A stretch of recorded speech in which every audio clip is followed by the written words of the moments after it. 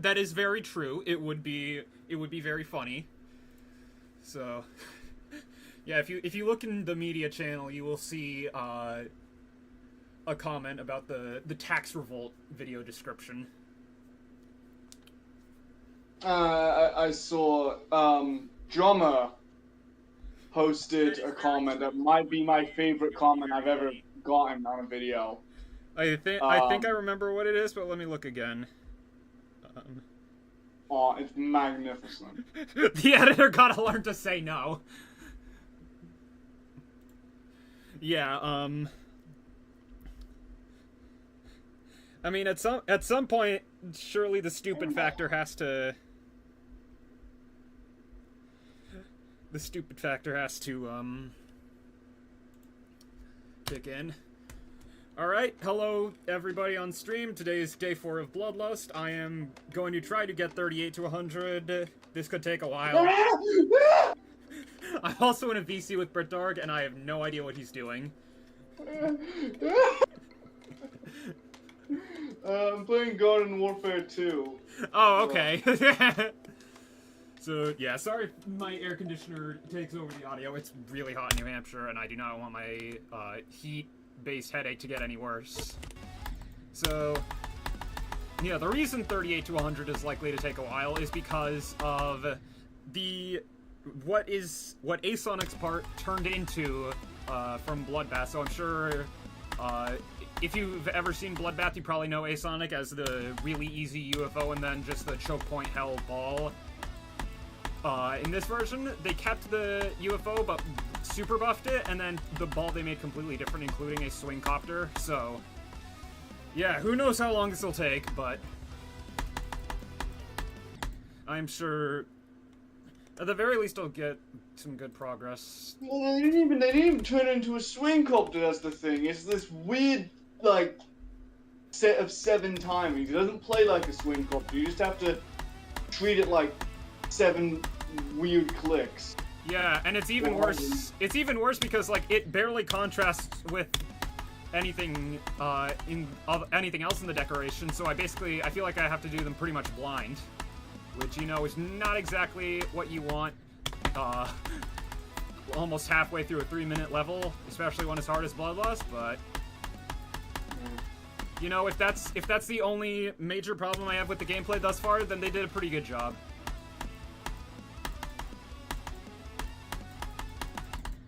It's remarkable, I find, how, looking back, the quality of the gameplay of Top 1s was actually pretty good for so long. I know you have your issues with Bloodbath, but that's you're kind of on an island with that one. No, yeah, I know.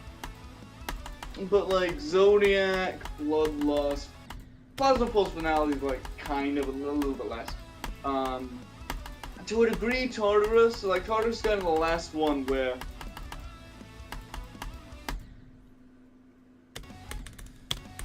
Yeah, and then I think the Golden's also considered to be, like, fairly fun. But yeah, once we got to Slaughterhouse, that was, like, the beginning of the end for Top 1 enjoyment. I think really the only way we could have salvaged it is if QQ was Top 1. But if QQ was Top 1, that would probably mean it wouldn't be nearly as fun. So very much a lose-lose situation. Yeah, yeah. And now we're at the point where, like, I played the version of Tidal Wave. You don't like swearing, I won't say it, but it's the version that's no deco and nerfed.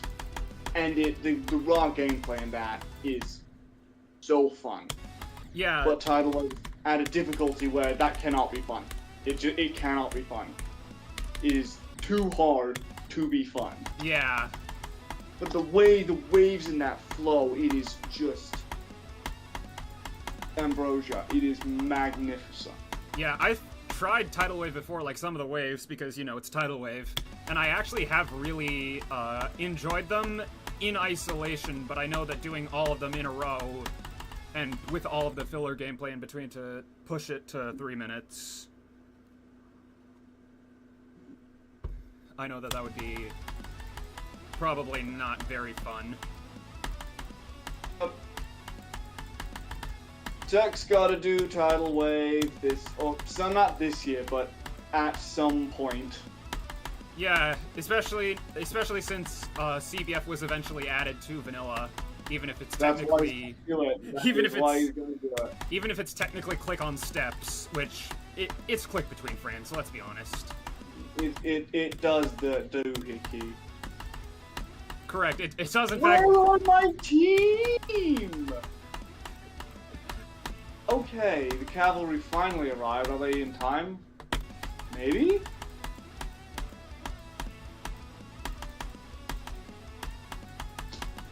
Twits, they defused at the last second. Rip. So as for points where, like, I probably want to lock in, I'd say the extension, but, like, even that doesn't really matter all that much because of the stupid transition at like, 73, 74, so I'd say the actual lock-in point would be, the beginning of Zaro. So, 38 to, let's just call it 76. It's 75.99. Okay, right, that's what you're trying to do. I was thinking, it's a bit early in it to, be thinking about the extension from 0, but no, you're going from 38. Yeah, I'm not even, I've gotten to Namtar one time. Like, I'm not even gonna try to think about the extension for at least a while.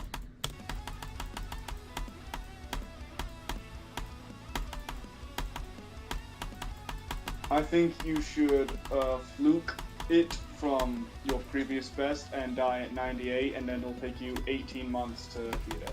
I think that's how it's going to go. It would be that would be the funny option. It would be the bad for my sanity option, but it would be the funny option.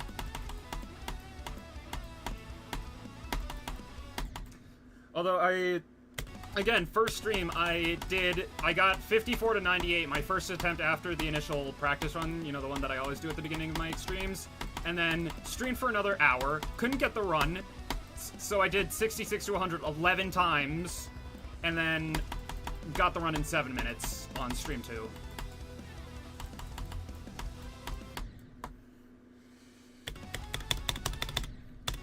Yeah, unfortunately for the time being, I really suck at doing Etzer from not Etzer. So, yeah, don't know how that's gonna work out for me, but I am getting through Asonic with relative consistency.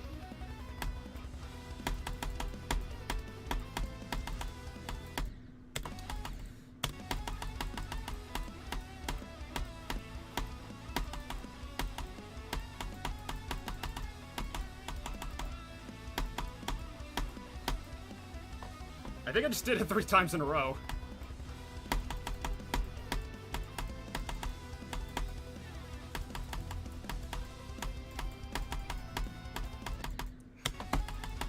Unfortunately, there will be no 4 in a row. I'm just gonna assume that anytime you're, like, really quiet, you're just focused on Garden Warfare 2.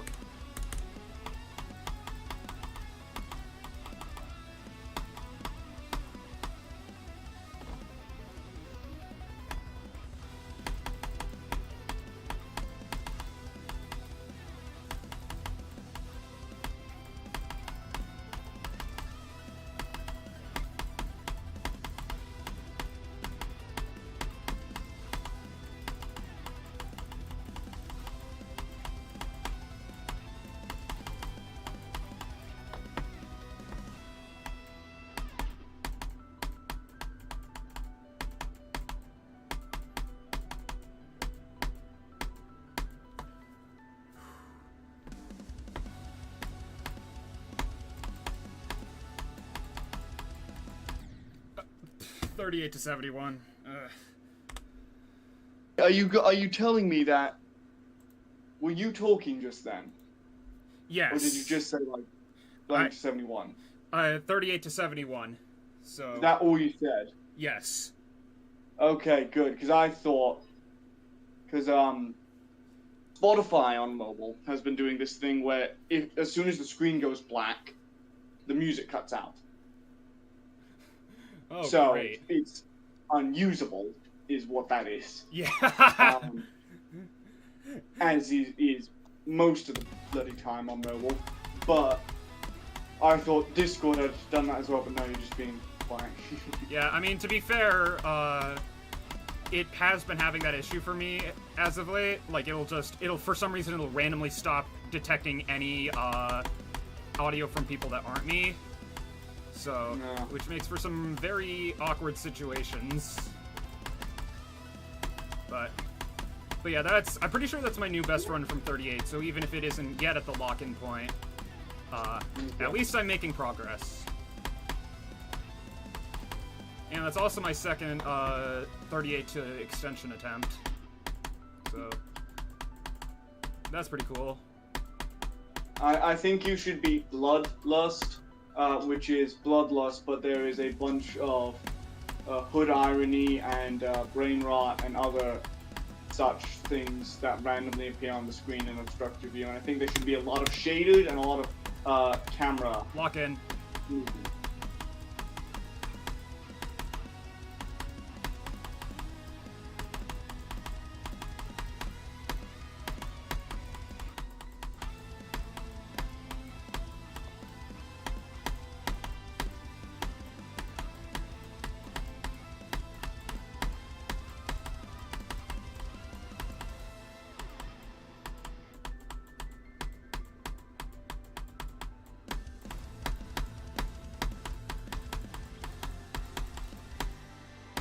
What the hell?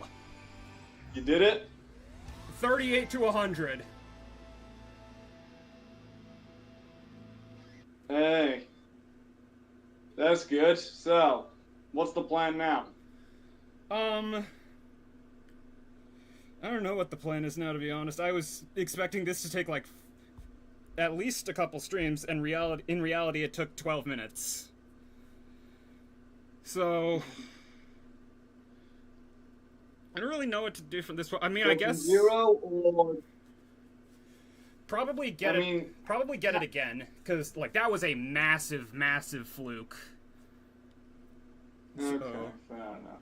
I want to make sure, especially considering before the extension, 54, 48, and 38, I only have one run each from those areas, so even if I am getting these good runs, I don't really have the consistency to do much of anything with it when I get it from 0, but yeah, 38 to 100, I guess. So, almost 2 runs. It's a part away from having it in 2 runs.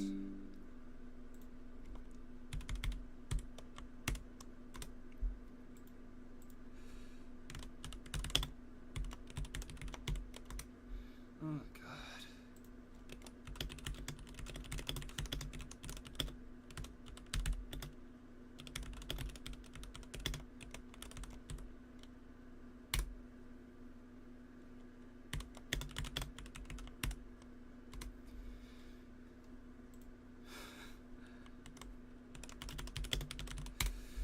Alright,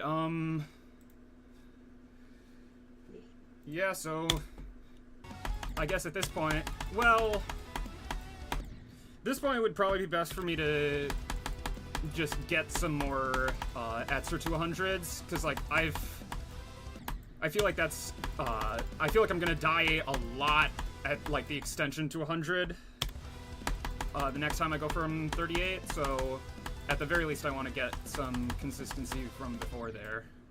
But yeah, that was gonna be actually my one of my 2 main goals for the next progress report, which I didn't expect to be able to make until like stream 7 or 8, and I got it in. Wise choice of numbers. Yeah, I was gonna originally do 1 number back for both of those, and then I realized no, that's not. You know exactly what will happen. We still haven't gotten past that yet. Summer isn't here yet. Whatever the new form of horrendously annoying brain rot, that's not dropped yet. Oh yeah, there's absolutely going to be a new thing. It always seems to be in summer as well. Yeah, so I guess we should prepare. Like the 2026 terminology thus far, I've quite enjoyed. I like Judd. LARP's pretty fun. Void, I like that one as well. That one's silly. Yeah, I'm a big fan of Foid. I also like Chud, and I also like Foid, even if I don't know what Foid means. I think it's the basically the feminine incel. Oh. Or, why did I say a female incel? That's the idea. Yeah, Feminine implies like it's like I don't know. Yeah, we need to at some point the UK needs to drop new slang. I mean, there must be some. I just don't. I'm not as tuned into that side of it. Yeah, cause like British slang, like calling someone a numpty, I think that is incredibly funny. And also, I've used the word daft to refer to myself on more than one occasion. And that somehow reminds me, I should probably update my Extreme Demons spreadsheet. Doja's Extreme Demons, 48 to 100 to 38 to 100. Why does Google Sheets look like that? Why does the icon... I'm gonna send you, what I mean. Why does it look like that? Resurrection Day. Okay.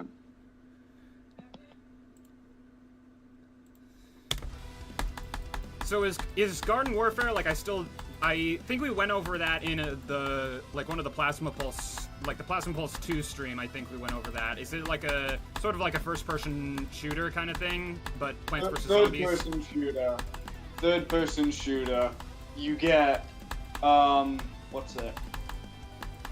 7 classes on each side, each with their own different abilities, and then you have 2 secret classes.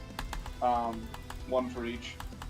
But what makes Garden Warfare 2 stand out from other, like Team Fortress 2, and why I think it is, in my opinion, the greatest multiplayer game of all time, or at least competitive shooter, the subclasses, these variants that play pretty similar, but they all have these slightly different attributes. So one sets fire to enemies, one gets better critical hits, one has more armor but moves slower.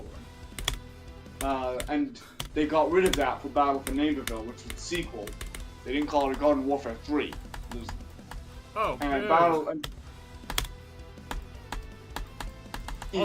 Nothing else. That is why Battle for Neighborville was just dead on arrival.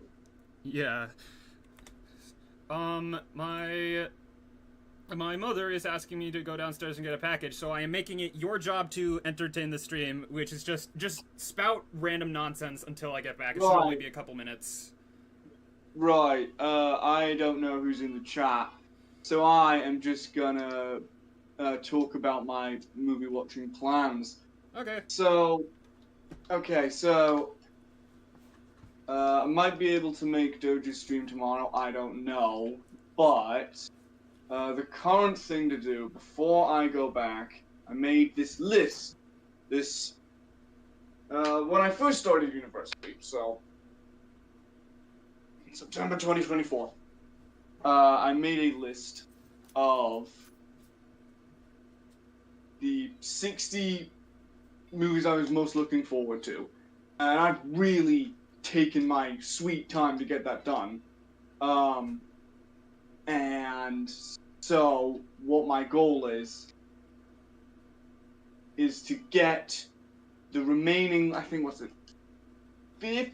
14 or 15 or 13 that I have left to do.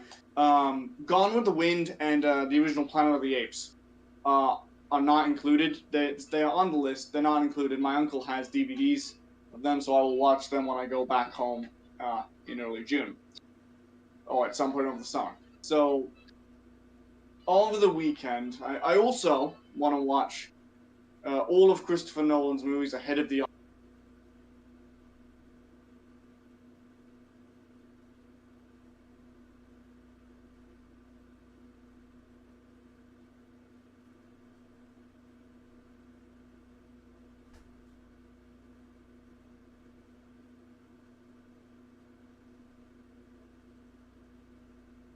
So I'll watch that tomorrow, And then as well, I'm gonna watch something else. Now, the annoying thing is, I am a slave to leaving Amazon Prime, whatever's leaving Amazon Prime, and I've gotten better at that. But Robert Eggers' The Witch is leaving Amazon Prime in a week or something like that. I need to check the actual timeline on that. But anyways, it's leaving Prime soon. That's the point. So I need to fit that in. I'm gonna do 2 movies this weekend because I'm gonna give this weekend not fully off provision, but I'm gonna take it lighter. So okay, The Witch leaves in 7 days. So I'll do The Witch. So pay The Witch. Alright, I'm back. Right. So actually, here's a prompt that I thought about while I was going downstairs to get the package. What is the template for the absolute worst movie that could ever exist? So like you can use various aspects of it from other movies. You can't say just one all-encompassing movie, but like the absolute worst, like writing, characters, acting, like set design, okay. everything. I am going to assume you are leaving the production process of the movie out of this. So I'm going to assume that something like Twilight Zone, which there was a helicopter crash, 2 children, and a man died. Or there are the other films by someone who apparently it's his real name, which I will not say the name. I will not say the name of the movie because you like to keep the channel family friendly. And so, but there's things about that where people were held against their will to do these things. So I'm going to assume, it's a very long-winded way of saying, but I'm assuming that you just mean within the context of the movie itself and not because it has something morally reprehensible or there was something morally reprehensible about the production. Correct. Production is completely separate. Okay, so I think the worst movie ever. You take the acting, so you need. I think ultimately the worst type of movie that you can make on a story level would be something that is genuinely irresponsible. So, say a movie that deals with trauma and abuse and self-harm, and your final revelation is almost saying, yeah, that's the thing to do. That's probably the worst thing you can do thematically, or condoning morally reprehensible activities. Yeah, wasn't there a movie about that you described to me, like, with that exact plot line and lesson and all of that? Didn't you describe a movie like that to me once? With that one specifically, I don't think so. There is, The Reader. Yeah, I think that's the one I'm thinking of. Yeah, that's the one that is, you feel bad for the... I won't say. I mean, I think characters, if I had to guess from past messages, probably something like Instant Family. That would probably be a good template for the worst characters, like character design and traits and all that.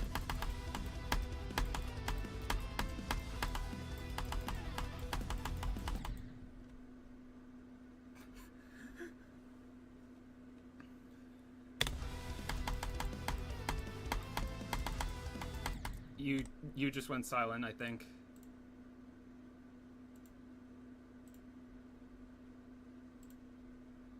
Why am I getting a ping?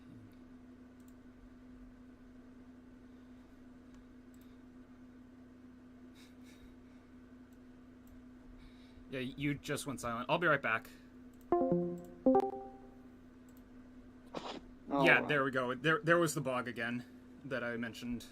Okay, so you need characters that are dull, annoying, bad people, but they're not interesting.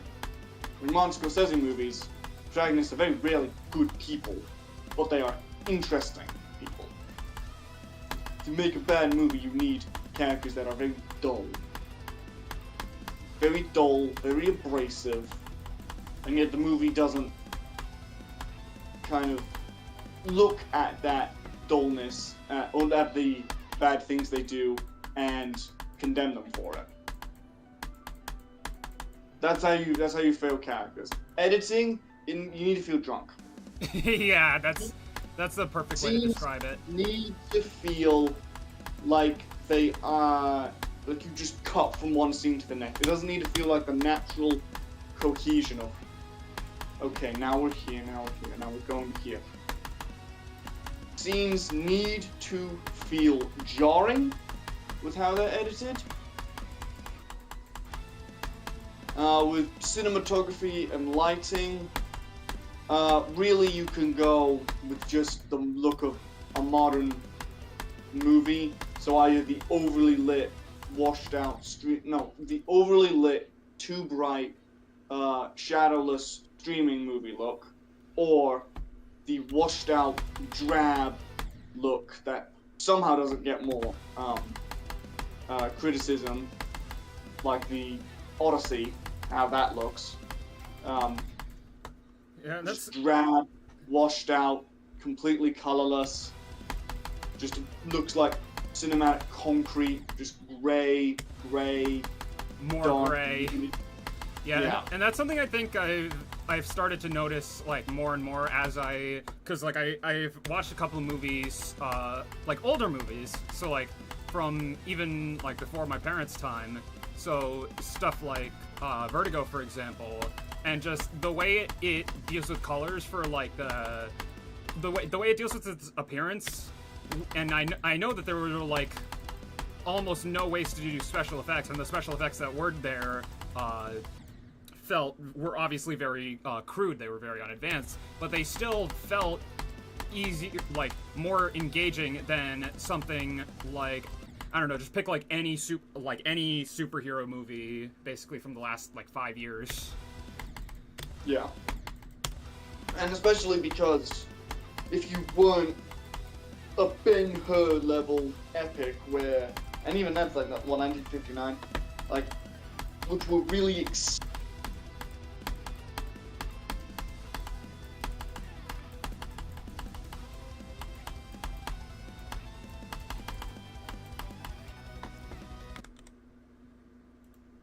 Having the same issue again. Do you want to just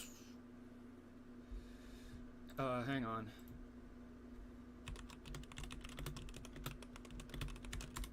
work. I think I'm gonna do that. I'm gonna.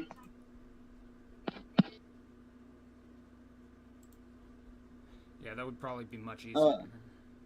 I'm gonna bring it up on my computer. That's what I'm gonna do. Oh yeah, that would probably also work fairly well. Yeah.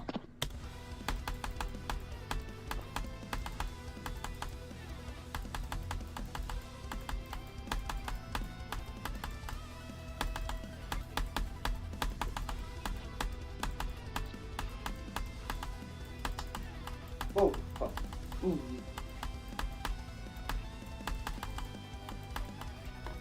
What just happened?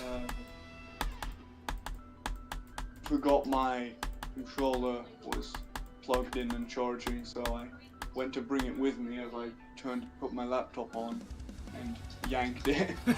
Whoops.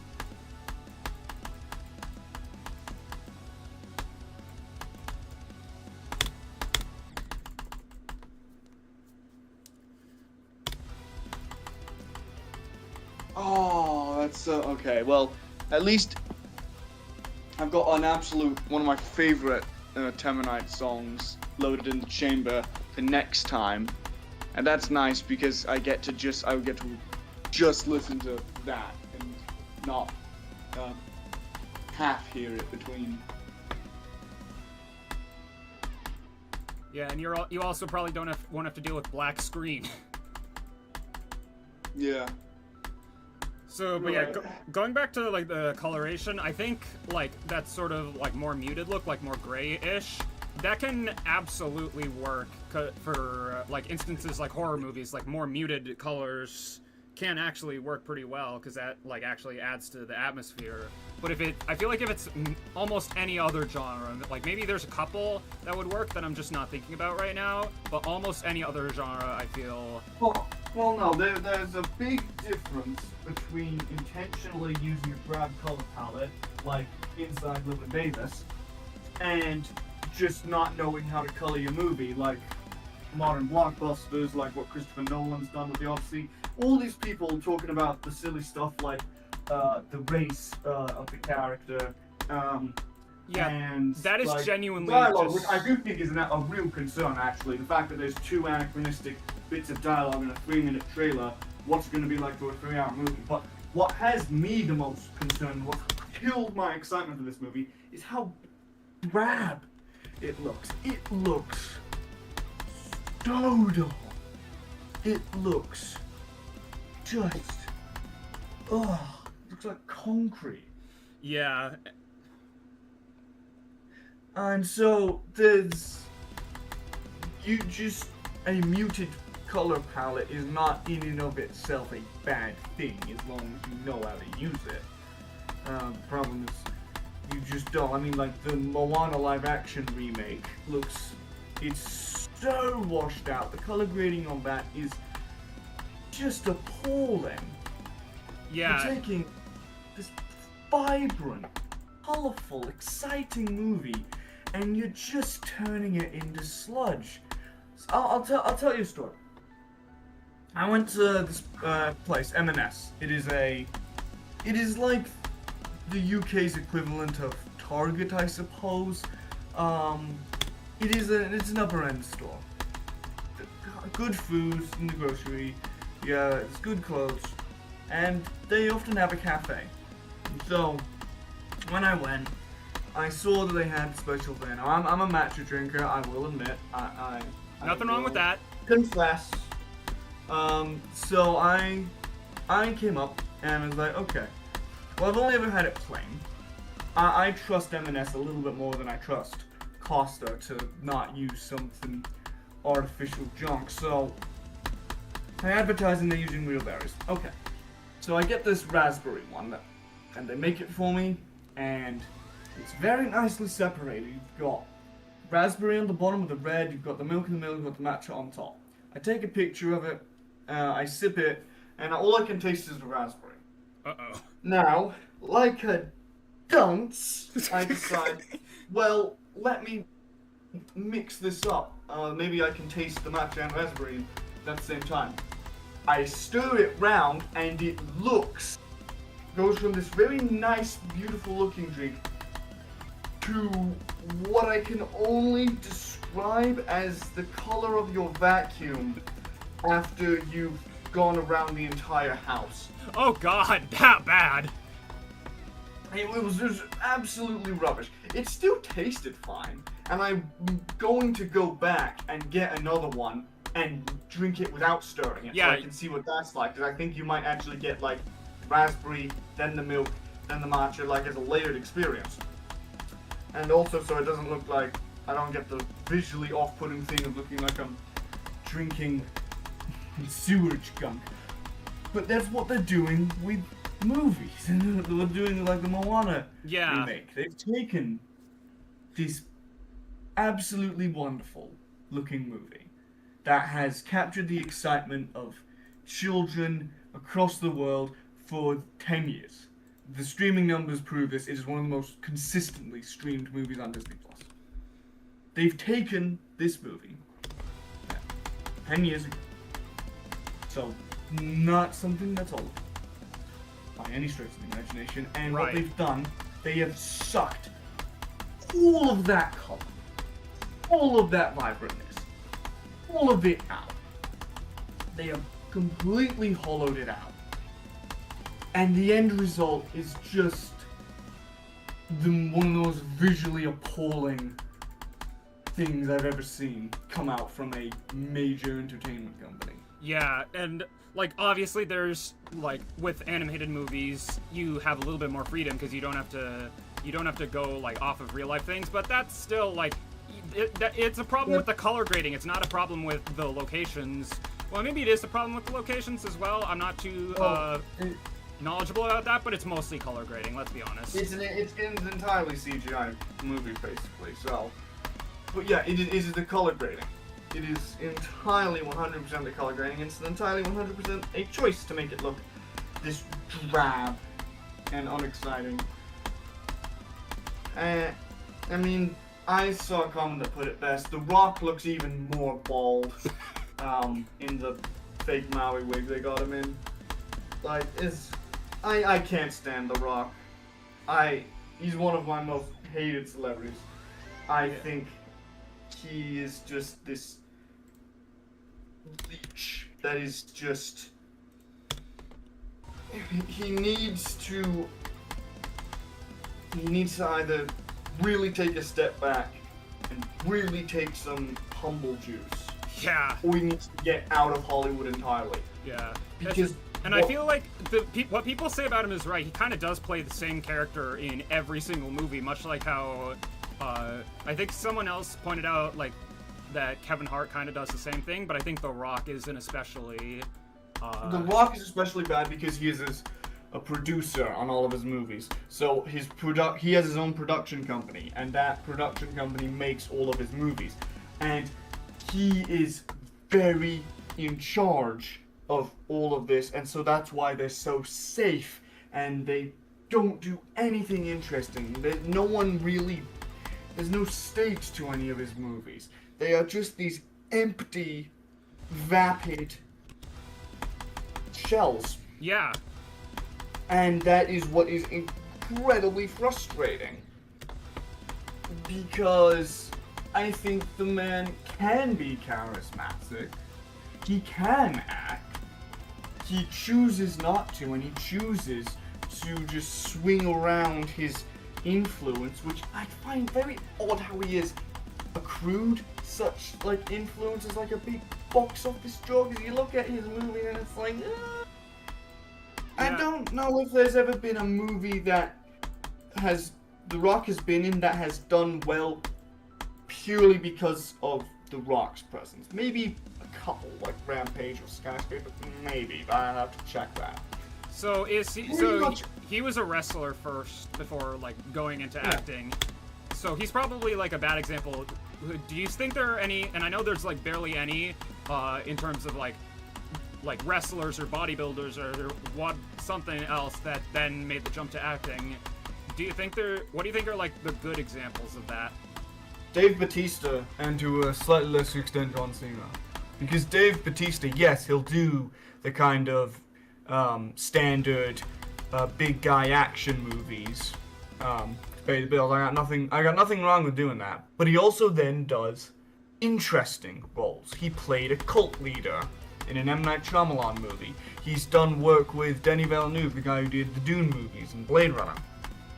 He had a supporting role in this drama about a showgirl in Las Vegas, an aging showgirl, and that's interesting. He's someone who actually wants to expand his acting range, and so he does the big, like, safe action movies. That's fine. You gotta pay the bills, but he also is interested in actually becoming a legitimate actor. Yeah.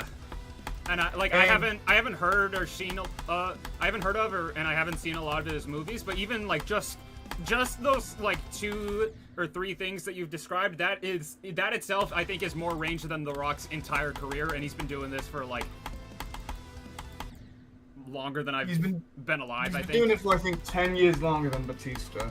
And John Cena as well. John Cena plays it a little bit more safe. I do wish he would step out a bit more, but his performance, I've personally not seen Peacemaker, but one thing that is constantly praised about Peacemaker is his emotional range as the character, and he has to do a lot in terms of acting ability, and that's impressive, and I champion that. Yeah. Wasn't he also in a live action Transformers movie? I don't remember. Bumblebee. Yeah. And so I would like John Cena to maybe stretch his legs a little bit more, kind of like what Dave Bautista's doing. I do also like that he isn't so involved in his movies, that he isn't making just four-quadrant slop. Four-quadrant, everyone, appease everyone, offend no one slop that The Rock makes. Yeah, and I feel like especially with something like, I don't know, Project Hail Mary, I feel like people have shown, like, I know that you don't historically have the best opinion of Ryan Gosling, but like... Oh no, I've come around to him, absolutely. I just had a bad first impression with Drive and La La Land. That's not a great intro to an actor. Yeah, that is but I've very come around fair. To him. I've come around to him. Yeah, I think I remember, I might have, yeah, I talked about, that was one of the things we did in my music and media class, was we talked about La La Land, because like with the first, with like the opening scene, there with like, I think it was is it set in San Francisco? It's set in like LA. LA, yeah. And it's like a traffic jam, and everyone decides that the best course of action is to clearly get on top of your car and sing about how it's just like for all my problems in it, I'm willing to accept that, because that's just kind of what musicals are. If every time the characters break into song, you find it jarring. Musical movies are just not for you. Yeah. So I do have a lot of problems with La La Land, but that's one where I can just, hey, that's part of the experience. That's part of. And that's I will admit I enjoyed what I did see. I don't plan on like watching the entire thing unless that was like a BritDark server activity. But I did enjoy what I saw of La La Land. I mean, if you watch anything, although I also watch just Chico and Rita. Yeah, I also just do like musicals, so that also probably introduces some level of bias. Well, I'll tell you, here's movie musicals I've seen that I think you should watch. The Sound of Music, Fiddler on the Roof, Chicago, Cabaret, all that jazz. Sweet Charity. That's a quick spread for you right there. And if I've not personally seen it, but I know that it's a direct remake, don't watch La La Land, watch Chico and Rita instead. Yeah. La La Land is basically just a whitewashed Chico and Rita from what I can understand. So going back to the other topic, we got off track with Ryan Gosling. Something like Project Hail Mary, that is, and granted, it's not entirely original source material, like there was a book on it, but from what I have understand from like everyone that I've seen that's watched it, like I know you've watched it, I know my mom has watched it, I want to say my dad's watched it, but I'm not entirely sure, but like all of them have been like near universal in their praise for it. So I think that should at the very least send a message to, you know, the people that are just like churning out like superhero slop and just like making the same thing every single time, like, hey, just try to branch out, try to do something different. This isn't gonna be like death to your studio or anything. It's actually probably gonna advance it a lot more than what you're currently doing. And because with Project Hail Mary, that's an example of a 4-quadrant movie. Everyone can enjoy that movie, but it's a case of they have actually still wanted to make a really good movie. They've not just wanted to appeal to the most markets possible and be lazy about it. Project Hail Mary has themes, it has character work, it has spectacle, it has amazing visual effects. Rocky is a puppet in that, and it looks incredible. And that is a case, that's a wide appeal movie, but that is a movie that has still had a lot of care and thought put into it that isn't just algorithmically created to be the most inoffensive movie possible. No, this is a movie that has passion, and you can feel that passion come through on screen. And for a movie like that, for an original movie, so it's not an IP, it was going off of Ryan Gosling, and then the people who were more in the know. Oh, Lord and Miller are directing. Okay, well, those guys that did Lego Movie, heavily involved in Spider-Verse, 21 Jump Street. Okay. And it's adapting a book by the guy who wrote The Martian. Which, okay. But that on its own, I don't think would sell the movie if it wasn't good. And the movie's done, I want to say, like, close to 700 million worldwide at the box office, and for an original movie like that, you only get that because the movie is that good, and word of mouth has been that good. Yeah. And it's still in the domestic box office top 10, and it came out in March. Yeah. So, and I think like stuff like I'm just gonna call it, like, what did you say it was? 4 quadrant? 4 quadrants, so young, old, male, female. Oh, okay. Those are the 4 quadrants. So basically, above and under 25, and then male and female. That's what 4 quadrant means. Appealing to every one of those demographics. Yeah, but I think, like, movies like those, I don't think they're, like, necessarily, like you said, they're not necessarily objectively, and I hate using the word objectively when it comes to, like, cinema and TV and all that, because it's cinema and TV. Nothing is objective. But, like... most nothing. Almost nothing. Yeah, but, like, that doesn't automatically mean it's going to be bad. You just have to actually try to make it good. You can't just, like, I guess you could technically get away with, like, doing the same thing over and over again, but it has to be, like, a consistent high quality, and that's something that I think, like, those big studios, that's something that I think that they're lacking pretty substantially. And the problem is they are doing the same thing over and over again with the most expensive movies that require the most amount of money to be returned. Avengers Doomsday is going to be the most expensive movie ever. I don't see a world where it isn't. Robert Downey Jr. was paid $80 million just for Robert Downey Jr. This doesn't include all the X-Men they're bringing back. This doesn't include all the OG Avengers they're bringing back. Only Robert Downey Jr. was paid $80 million. That is 80% of Oppenheimer's entire production budget. Wow. To just one guy. Yeah. Well, if that movie disappoints, which I think it will, because they have just done such a shoddy job, this is so clearly, to people who are in the know, this is very already we know this is like Plan D. This was not Plan A, this was not Plan B, this is like Plan D. Yeah, oh my god, I'm looking at the Wikipedia page for the movie right now. Even with the smallest text, and a full screen window, the starring list still takes up well over half of the page. Like, it's ridiculous. Yeah.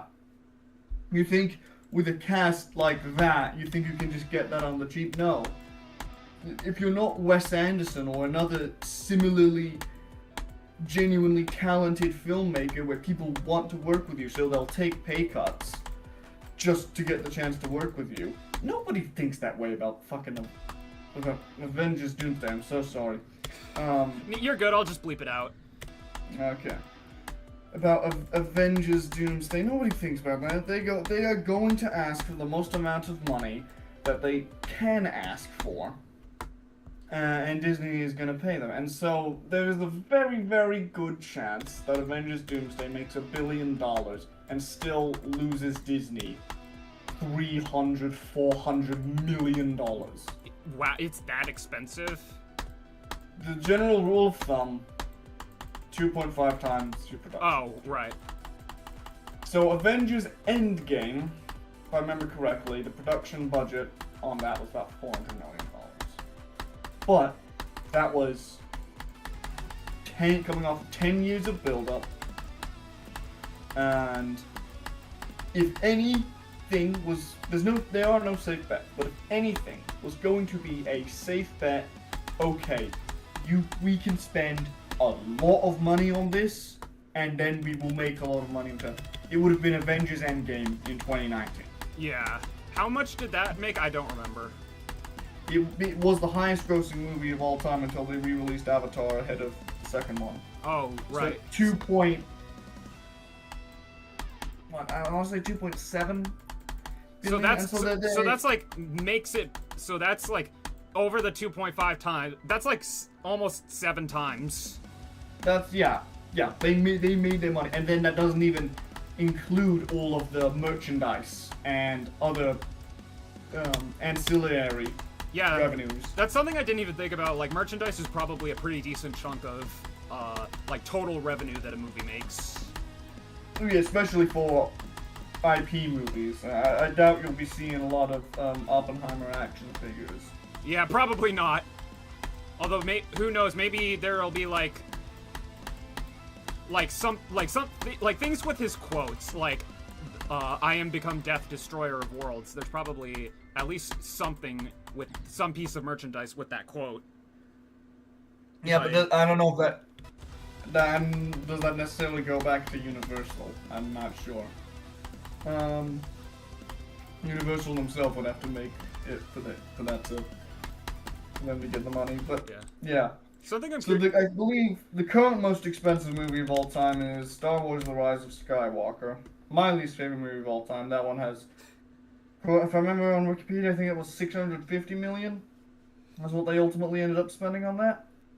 And that still made $1 billion. But it just made $1 billion. It didn't go any beyond that compared to what The Force Awakens did, which was 2.2 billion. Is like maybe the third movie ever to cross $2 billion, maybe fourth. Oh wow. I had the thought that, like, while we were talking, I had the thought that I wonder, like, if the Wicked movies were profitable, and then I remembered, oh yeah, they are very much profitable. Like, yes, because they shot it as one mega movie, so they spent about 300 million across both movies. So even though Wicked for Good still did fine, but it had a significant tapering off compared to the first movie, which was just kind of this phenomenon. Yeah, I do remember they that. They made their money back, and especially with how much merchandise was of that movie. Even if, well, not really, because then it would just rot on shelves, but they made their money back. And like, I wonder if the same thing you have described as, actually no, I'm not gonna say that, but like just using Ariana Grande as an example, she's like one of the biggest pop stars ever, so I have a feeling that not only is she probably going to be offered a pretty large sum of money for like any movies, but those movies are also going to gross a significant amount as long as they're like not like R-rated, because there is a lot of publicity for her. Granted, not all of it is necessarily squeaky clean. Like, I know that we've mentioned Donut Gate before, and there's also just I think there were a few controversies in like 2018 and 2019, but yeah, other than that, like, you get the point I'm trying to make, right? Yeah, which I think will be interesting with Meet the Parents 4, because she's the daughter in that. Oh yeah, no, I do remember that. Which I don't know if that's an R-rated series or not. Might be. I'm not sure. Maybe I'll watch them. I will watch them at some point because I want to watch every Robert De Niro movie, but I don't have a whole lot of interest, really, because there's one we were shown a joke from that movie. It's a scene. Well, no. I saw a scene from the first movie, and it was a joke that just turned my stomach for like personal reasons. So I'll watch it at some point. Again, I can see what it's going for, but it's where I find that the joke, the riff on it that they did in Date movie to be much funnier than what's in the original movie. Yeah. At least from the out of context scene I saw. Yeah. And that's saying something when Date movie, which is a lot in the same vein, same people as epic movie, disaster movie, that bollocks. Yeah. When they outdo you in comedy, it's like, wow. Yeah. Although I'm curious as to like, so well, I mean I'm not like I'm not super knowledgeable on like how much like different types of movies grow. So I'm guessing that like animated movies are substantially better than live action movies. Well, I mean, if you ask, well, what are going to be the 2 highest grossing movies of the summer? Well, it's going to be Toy Story 5 and it's going to be Spider-Man: Brand New Day. But then number 3 is probably going to be Minions and Monsters. Oh right, that's also coming out. So that's 2 out of 3 unless Brand New Day is animated. No, Brand New Day is live action. Now, but that's still likely 2 out of 3. I will add an asterisk to that, where if Brand New Day is critically panned, I think that it would suffer. It would still do decent. Amazing Spider-Man 2, which is not a good movie. It was not seen as a good movie at the time. I reject any attempt at revisionist history to say that it is a good movie. It's not a good movie. I'm not gonna. That still made $800 million, and Yeah. that was considered like a disappointment for a Spider-Man movie. So Spider-Man will sell. I think there is, if Spider-Man: Brand New Day is bad, and I have my concerns because there is a lot of characters in it. Yeah. So I worry it might be overstuffed. It's still going to do well. It just might not be able to compare. Whereas if Toy Story 5 disappoints, which I don't know, I think they might have something there. They can't do another. This is the end, and it's all heartfelt because you've pulled that trick twice. It was perfect the first time. It was not good the second time. You do it again, it's just cheap. Yeah. So what was? I know that 3 of the 4 movies in that series are like very widely acclaimed. What's the one that isn't? 4. Oh, Because yeah. Toy Story 3 ended it perfectly. I recognize that Toy Story 3 is a very good movie. I can't personally rate it as highly because I still get stressed out watching it because it was the first movie I ever saw in cinema. I was 4 years old. Oh. So like very like The baby brain incinerator dark. scene, like, no. I mean, that is a dark movie. It's for the adults, really. It's for the people who grew up with Toy Stories 1 and 2, who saw those in the cinema in 1995? Yeah. And 7? And so now, not quite a bit old. It's not for the kiddos. Yeah. I also think, like, so going back to, like, Force Awakens, Rise of Skywalker for a second, we don't talk about the other one. And the Rise of Skywalker, no. It's the 3 go down in both box office and quality. Force Awakens is, even my 9-year-old self could recognize, oh, this is just a New Hope. Again, this is just a New Hope, but they've done it bigger. Yeah. But it did set up interesting places to go. Problem is, they didn't plan out the entire trilogy. The initial plan was, okay, we'll give it to J.J. Abrams, and then we'll let Rian Johnson do his thing, and then we'll let Colin Trevorrow do his thing. Yeah. We will not have these 3, different, distinct filmmakers talk and collaborate. Oh yeah, figure that out where was. we want things to go. We'll just play it as it lays.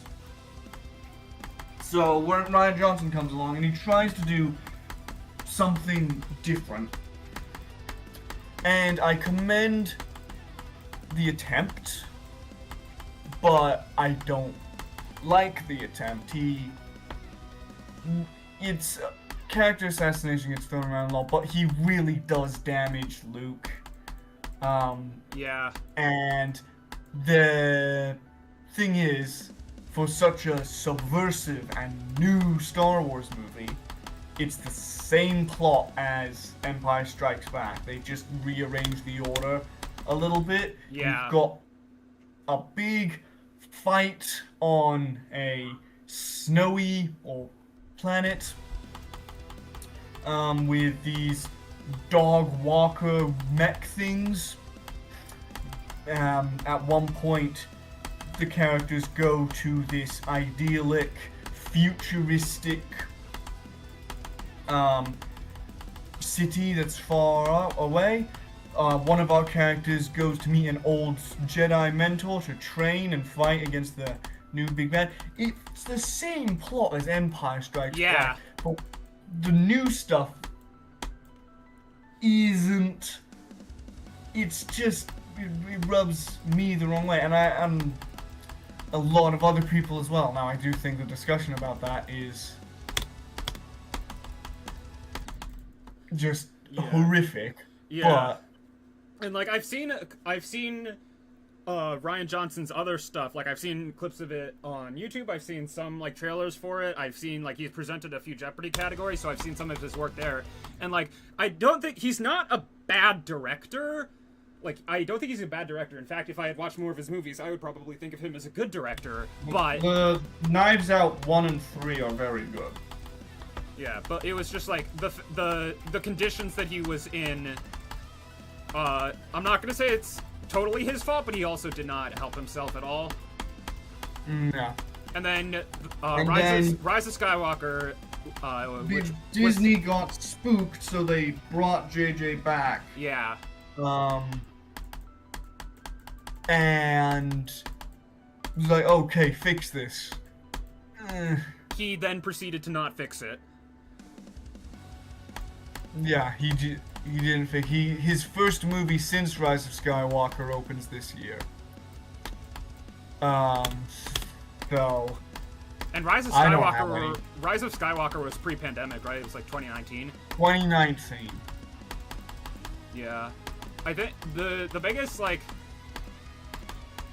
I'm honestly surprised. So tying that into another one of your interests, Lego. I'm honestly, I guess that kind of makes sense why the people at TT Games just didn't make another Lego Star Wars game after The Force Awakens. Like they did Force Awakens, and that was it. No, they did Skywalker Saga. They did Skywalker Saga. Yeah, but that wasn't until like much later. And I find it weird that first of all that wouldn't be its own game, and second of all, why making one game and then not doing anything for the other two? And like even if it's technically that way with the complete saga, because as far as I remember, you had to like actually pay to unlock episodes 2 through 6 in the complete saga. Although granted, I was a 7-year-old at the time. No.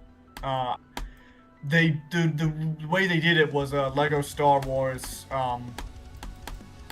The game was 1 through 3, and interestingly, that game has a concept level for Revenge of the Sith because it came out before Revenge of the Sith. Yeah, yeah. So it just straight up spoils at least a lot of the plot of Revenge of the Sith.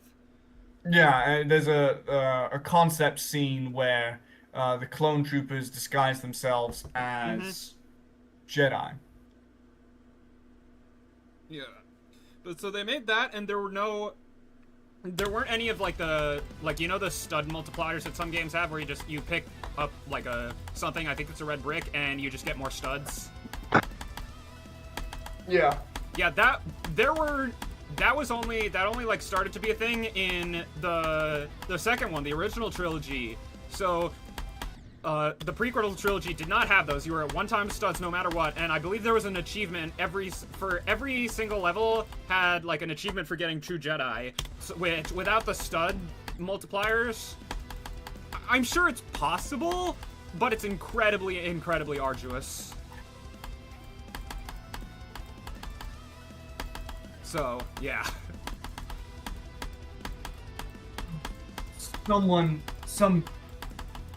Wait, smoking weed outside and it's gotten in, so now I've got to blast the extractor fan. Oh, rip. Yeah, I'm probably gonna... It's such a foul smell. Yeah. I'm probably gonna end Let's stream in a let's few stay on minutes topic, anyway. because otherwise I'm gonna start ranting, and if I start ranting, I'm gonna start swearing. Yeah, so probably good to stay on topic. Yeah, so so then you have Rise of Skywalker, which the culmination of 40 years of mythology. That's that. Yeah. Just the line, somehow Palpatine returned. I mean, it's just...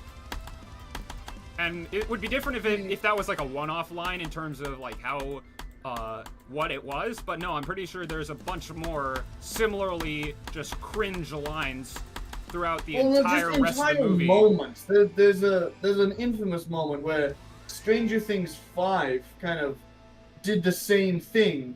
Rise of Skywalker's still a bit worse, but basically Rey has this dagger, and she lines it up. They go to Endor, not the forest moon of Endor, which everyone confuses. The Endor planet itself, Endor. which is a water planet. So they're on the water planet, and this is where the wreckage of the Death Star is. Keeping that in mind, water planet, Yeah. water moves. So so- she holds up the knife after 30 years, and it lines up perfectly on Oh the wow, water what a planet. coincidence! Yeah, it's just lazy writing. It's just absurd. Because there's a trilogy of books that were written in the 90s that pretty much are the sequel trilogy that it should have been. It takes place 5 years after Return of the Jedi. You follow up on the rest of the characters. Yeah. That it does include the character of Mara Jade, which I really, really don't like. Yeah. I don't like her inclusion. I think it messes with canon. Yeah, give me a minute. I'm gonna end the stream because first of all, hand hurt, and second, I know my mom's gonna be back any minute. But yeah, so while that entire conversation was going on, I did 48 to 100 3 times, so that was cool. So I saw on the stream. yeah, so sorry I basically didn't talk about the game at all. Brickdarg is very passionate about movies, but that's a good thing, and I think this is gonna make for a really good part in the next progress report. So. You still have the artificial ascent one, Right, I do.